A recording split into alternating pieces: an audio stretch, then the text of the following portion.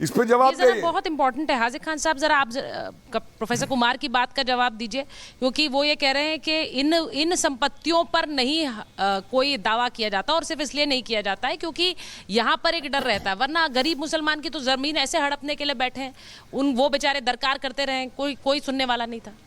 देखिए मैडम, वक्फ प्रॉपर्टी जो होती है, वक्फ एक आदमी अपनी प्रॉपर्टी को गॉड को देता है, और उस प्रॉपर्टी से जो इनकम होती है 3 तरह का वक्फ होता है। एक वक्फ अल्लाह औलाद, एक वक्फ प्रॉपर्टी वो जो लोगों के लिए खर्च की जाती है, एक सामाजिक एतबार से जो काम हो देश के उसके लिए।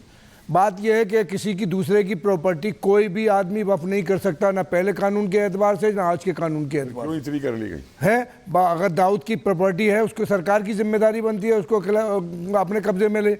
वक्फ बोर्ड की जिम्मेदारी ये नहीं है, लेकिन वक्फ बोर्ड में भ्रष्टाचार जो हो रहा है, वो कह रहे हैं कि भ्रष्टाचार मुसलमान, गरीब मुसलमान की जमीन पे तो दावे ठोके जा रहे हैं, वो तो दावे ठोके जा रहे हैं। मैडम किसी की जमीन पर कोई दावा नहीं हो सकता, झूठ बोला जा रहा है, झूठ परोसा जा रहा है। आजम खान ने क्या किया वहाँ पे जाके, ये कह रहा हूँ कि बरेली के मुसलमानों, कोई आदमी वक्फ प्रॉपर्टी नहीं करेगा वो वक्फ नहीं हो सकती। अगर वो उसका मालिक नहीं है तो कभी भी वक्फ प्रॉपर्टी नहीं हो सकती, वक्फ प्रॉपर्टी दिखाई नहीं जा सकती। वक्फ प्रॉपर्टी वो है जो मैंने अपनी मंशा के एतबार से वक्फ कर दी। कोई झूठी बात फैलाई, इतना आसान नहीं है ना, इतना सिंपल भी नहीं है जैसा आप बता रहे हैं, किसी ने वक्त कर दी फिर वो जमीन बोर्ड के पास आ गई, इतना सिंपल भी नहीं है। मिनिस्टर बताएं कि कौन सी प्रॉपर्टी धांधलियां तो देखी है। ये झूठ प्रचार किया जा रहा है, वो प्रॉपर्टी वक्फ बोर्ड को नहीं अधिकार है कि किसी की प्रॉपर्टी ले ले, जब तक वो वक्फ अच्छा मुझे बताइए, आप कह रहे हैं झूठ और वो उसके अधिकार से निकल जाती है, फिर न वो वापस ले सकता, न किसी और को दे सकता, जिन क्रिश्चियन फैमिलीज का जिक्र प्रीति पांडे जी कर रही थी, हाजी खान साहब सुनिए ना जरा, जो क्रिश्चियन फैमिलीज है, मैं हिंदू परिवारों की बात नहीं कर रही हूँ, जिन्होंने केरल में सवाल उठाया, वो परिवार कहाँ से कह रहे हैं, वो कह रहे हैं हमारी जमीन, हमारी जमीन पर दावा कर दिया, जरा वो पूछिए जरा, ये यही पूछना चाह रही जी, बोलिए। अगर कोई दावा कर रहा है ऐसा, वो गलत दावा कर रहा है। जब तक डॉक्यूमेंट्स नहीं होंगे वक्फ प्रॉपर्टी के, वो वक्फ प्रॉपर्टी हो ही नहीं सकती। किसी के दावे में मुगलों के डॉक्यूमेंट, उससे पहले भारत में कोई डॉक्यूमेंटेशन नहीं था क्या? बोलिए प्रीति जी, बोलिए प्रीति जी, बोलिए। मुझे लगता है उनको उदाहरण मौलाना साहब से बस इतना जानना चाहती हूँ। मौलाना साहब बताइए, केरल में, मैं माफी चाहती हूँ हाजी साहब, मेरे लिए दोनों ही नाम जो है वो सम्मान के विषय हैं। हाजी साहब ये बताइए कि जो 600 परिवार है, जो केरला में गांव का नाम है मुनम्मम, 600 परिवार, जिसमें कल से मैं ये सवाल पूछ रही हूँ, चाहे काजी साहब आए हो चाहे मौलाना साहब आए, किसी ने इसका जवाब नहीं दिया। 600 परिवार जिसमें क्रिश्चियंस और हिंदू दोनों हैं, पूरा गांव, उनकी जमीनें जहां बाप दादा उनके रहते तो उसको हड़प लिया गया, उस पर कब्जा कर लिया गया और उसको कहा गया कि ये वक्फ की जमीन है। तो क्या वक्फ बोर्ड ये गैर कानूनी काम नहीं कर रहा है? और सुन लीजिए, मध्य प्रदेश में एक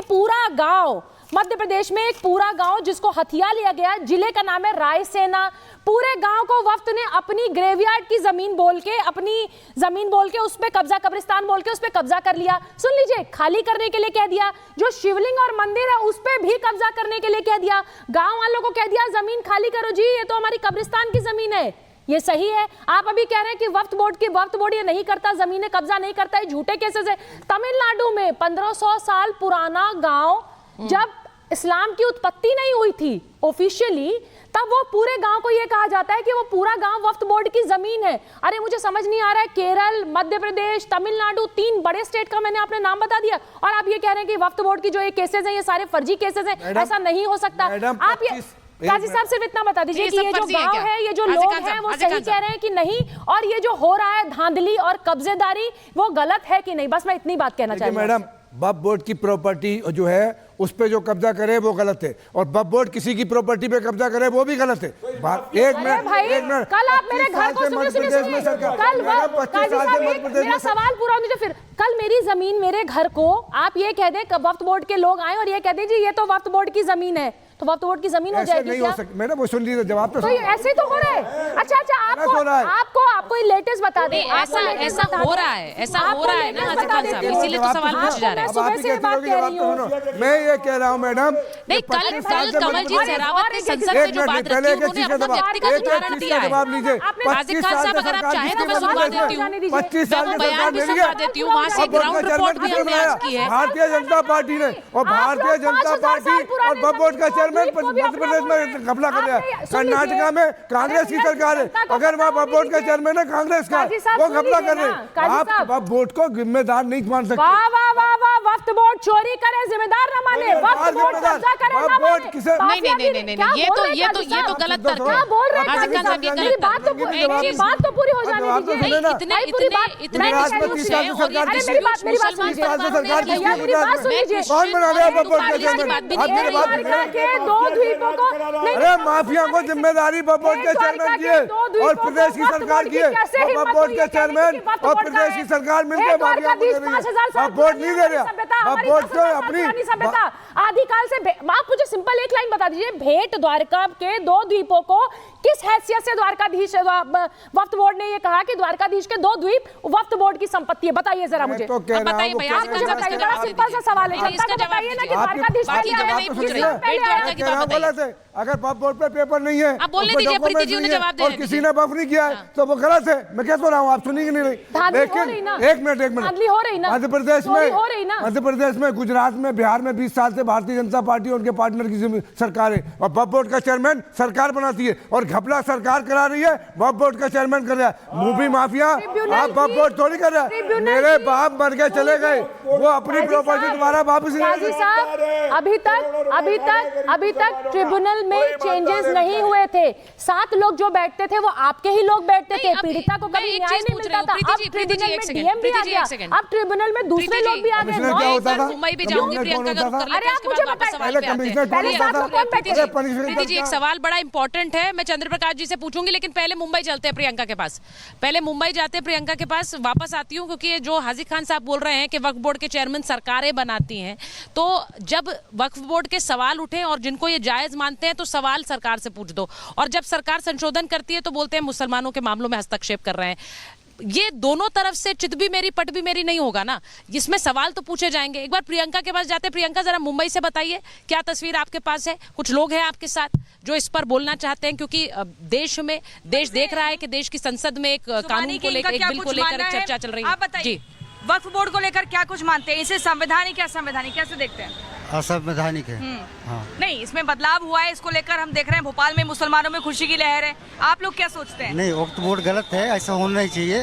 यदि वक्फ बोर्ड है तो हिंदू बोर्ड भी बनना चाहिए, ऐसा है। हाँ। मतलब आप मानते हैं कि वक्फ बोर्ड के जरिए जमीनों पर कब्जा किया गया है? हाँ। भैया आप बताइए, वक्फ बोर्ड के ऊपर। नहीं मैडम, अपने को नहीं। आप बताइए, बोलिए। इसके पक्ष में है वक्फ बोर्ड जो है, इसमें जो बदलाव हुआ है, अब जो लोकसभा में पेश किया गया, वहाँ से पास हो गया, राज्यसभा में रखा जाएगा, इसको कैसे देख रहे हैं आप? ये एकदम अच्छा हुआ मैडम। हाँ। एकदम अच्छा हुआ। वक्फ बोर्ड हमेशा के लिए बंद ही होना चाहिए। वक्फ बोर्ड से कुछ जो गरीब मुसलमानों को भी कुछ फायदा नहीं हो रहा है। हाँ। तो ये बंद हो जाएगा या तो कुछ इसका कुछ हल निकलेगा, वो सही है। आपको लगता है कि गरीब मुसलमानों को नुकसान हुआ है हाँ, ये वक्फ बोर्ड से गरीब मुसलमानों को ही नुकसान हुआ है। आपका क्या मानना है? किस चीज में? वक्फ बोर्ड से वो कह रहे हैं गरीब मुसलमानों को काफी नुकसान हुआ है। हाँ, तो उसमें सरकार का इस दोष है ना, सरकार की वजह से हुआ नुकसान, सरकार ही कराती है ना ऐसा काम। अब तो इसमें बदलाव हो रहा है ना, संशोधन हो रहा है, अब तो ये नया वक्फ आएगा, वक्फ का वक्त बदल रहा है अब। देखिए मैडम, हम तो हिंदू हैं, सच्चे सनातनी। मुस्लिमों का नुकसान हो घाटा उससे अपने को कुछ नहीं है, हम सच्चे सनातनी हैं। जय श्री राम। आप बताइए, आपको क्या लगता है? उधर आइए, थोड़ा सा इधर चलते हैं और यहाँ बात करते हैं। वक्फ बोर्ड में जिस तरीके से बदलाव हुआ है, इसको आप कैसे देखते हैं? किसमें? वक्फ बोर्ड, कुछ लोगों का ये मानना है कि वक्फ बोर्ड से गरीब मुसलमानों को काफी नुकसान पहुंचा है। No argument please. तो चलिए देखिए, यहाँ पे लोग जो है, आप मैडम वक्फ बोर्ड के ऊपर यहाँ पे देखिए, कुछ लोग बोल रहे हैं, कुछ लोग खुल के नहीं बोल रहे हैं, लेकिन ज्यादातर लोगों का यही मानना है कि गरीब मुसलमानों को नुकसान हुआ है। कुछ बताएंगे किस तरीके से नुकसान आपको लगता है? नहीं, उतना कुछ जानकारी नहीं। हम लोग तो सच्चे सनातनी हैं, जो देखते हैं वही कहते वक्फ हैं। के बारे में अब तक जो सुना, क्या सुना? जो जाना चाह रही हूँ, आप लोगों से वहाँ बात कर रही हैं, एक ओपिनियन लोगों की राय बहुत जरूरी है, क्योंकि मैंने जैसा कहा कि देश की संसद में एक कानून बनने की तरफ प्रक्रिया चल रही है।